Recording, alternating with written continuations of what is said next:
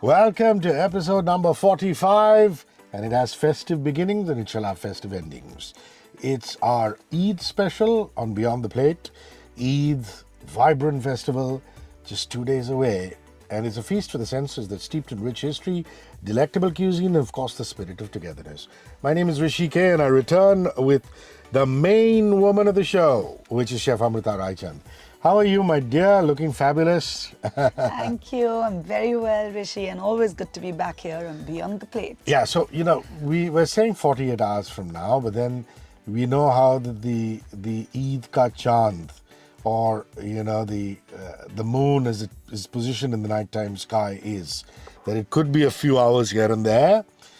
So allow us that liberty. If I'm not mistaken, Eid-ul-Fitr is actually literally translated into the festival of breaking the fast. Am I right? Absolutely right. It marks the end of a month-long period of fasting, reflection, and spiritual renewal for Muslims around the world.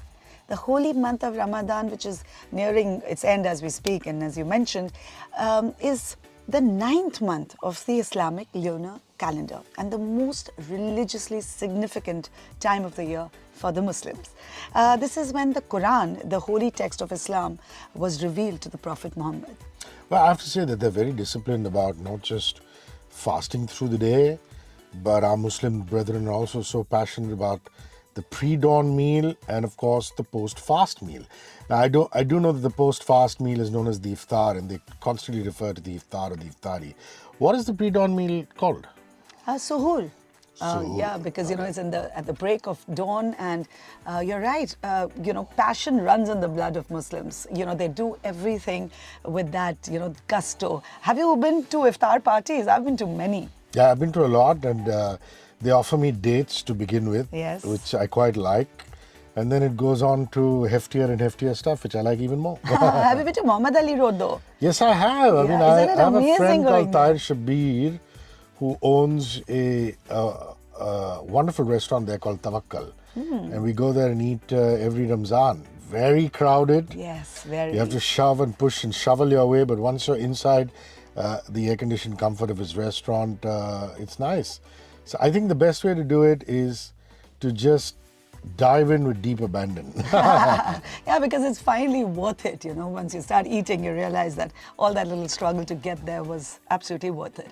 So there are these beautiful traditions that the Muslims follow during this entire month of Ramadan. And when Eid happens, two things which actually brought a smile to my face when I was talking to one of my friends is first is Eid, that little children mostly get from the relatives of the family. It's a reward for being able to finish the whole month of Ramadan fasting. The other very, very nice tradition that they follow is also actually one of the 5 pillars of Islam. This involves donating to the poor and to the underprivileged. It's called Zakaat, where ideally 2.5% of one's cumulative wealth is given to charity each year.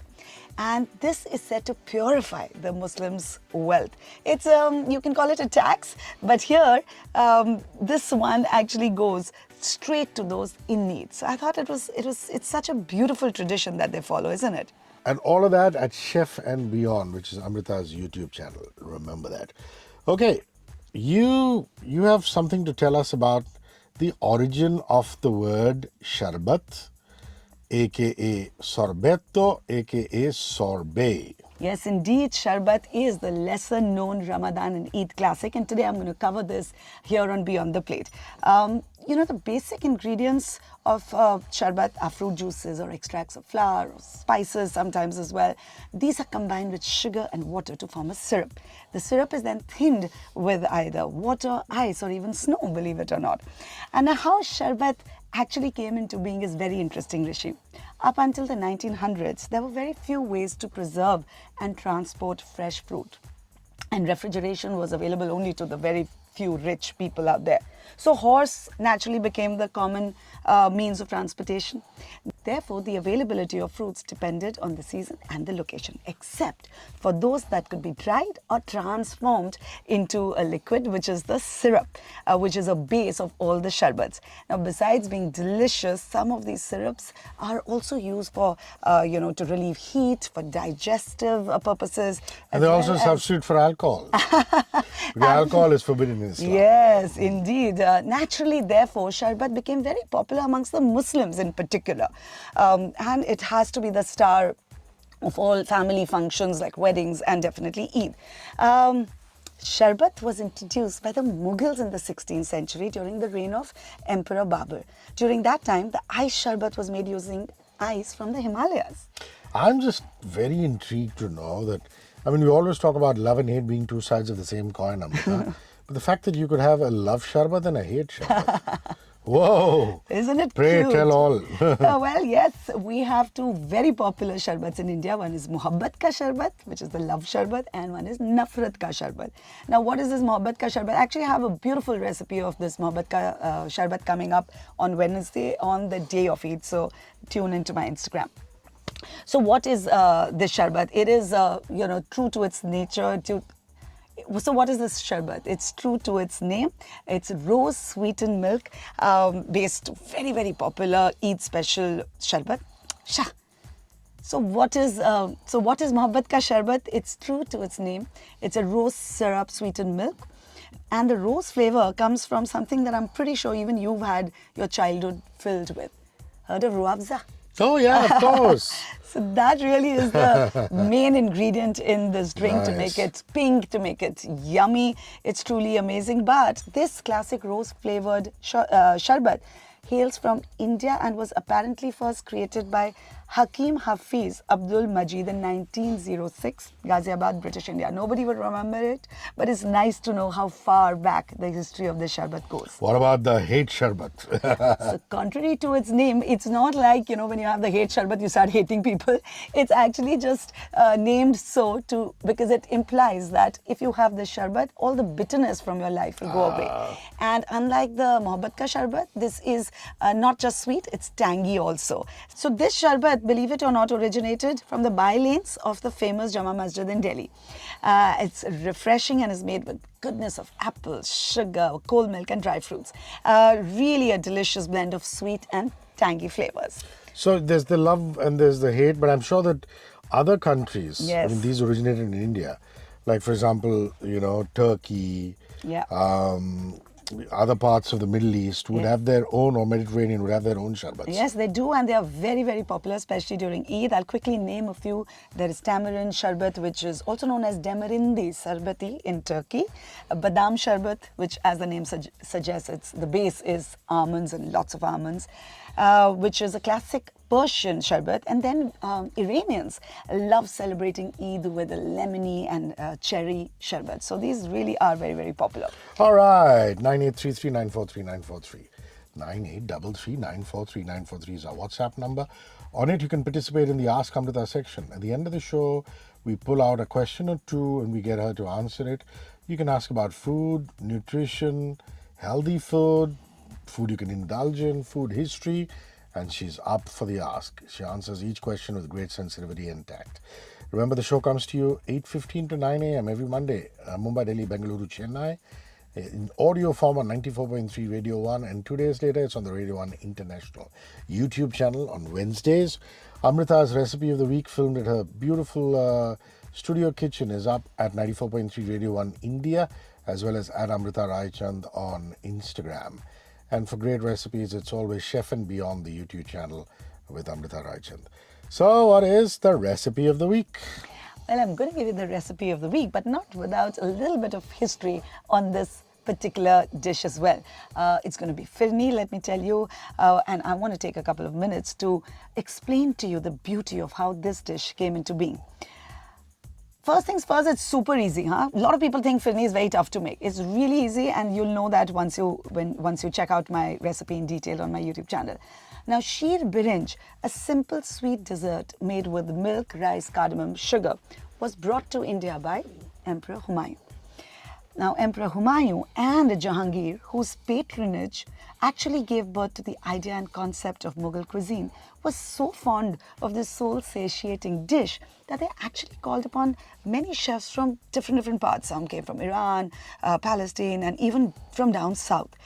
They wanted to take this simple dessert to the next level in the way it looks, in the way it feels, etc., etc.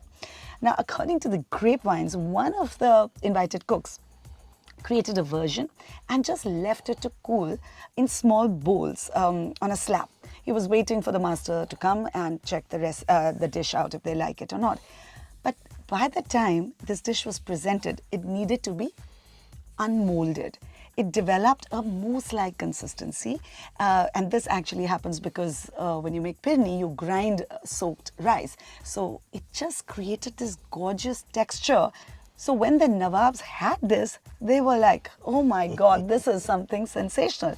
And that's how pirni, or firni like they call it, actually was a result of a mistake, or just, an experiment which was not aimed at being an experiment. Isn't that cool? Interesting. So how do you go about it?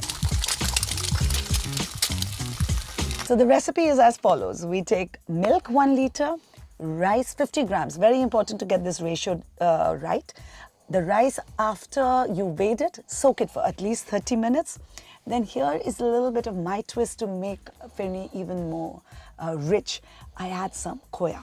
That's about 100 gram. Then I have a nice generous pinch of saffron because I'm making kesar firni. Kesar firni is saffron firni. It gives that lovely color, that amazing flavor. About 80 gram of sugar. That, of course, you can adjust to your preference. And what I ideally would like you to do is get a cooler. Of course, you can set this in glass bowls or any bowl that is in your house. But believe you me, the flavor just gets intensified if you use the mitti ka cooler, which is very easily available. 10 rupees a cooler. That also, I'll tell you, it's not expensive. Then on top for garnish, we have some, blanched almonds, some pistachios, and if you can get silver work, it really beautifies this dish. It's all about presentation. Remember, that's why even Humayun and Jahangir wanted to kind of elevate this recipe by making it visually so captivating. So we boil the milk till it reduces a little, then we grind the soaked rice to a coarse powder. We mix it into this rice, constantly stirring once the rice is cooked. And of course, once you put the milk to boil, you add the saffron there and then because it takes time to kind of infuse the milk with its flavor and color. Finally, when the rice is done, you add in the sugar. You just, bring it all together and pour the mixture into these coolers. Set it in the fridge at least for 2 hours because that's when it is, when you turn the little vessel, the little cooler, it's not going to fall off. Once it's set, you beautify it, garnish it with these almonds and pistachios and silver work and enjoy. Unfortunately, the race to the finish line has proved very costly. We don't have any time for the Ask Amrita section. We're going to be back next week for that. Thank you for joining us on Beyond the Plate. Thank you, Amrita. Most welcome. It was a pleasure being here, Rishi, as always. 94.3 Radio 1.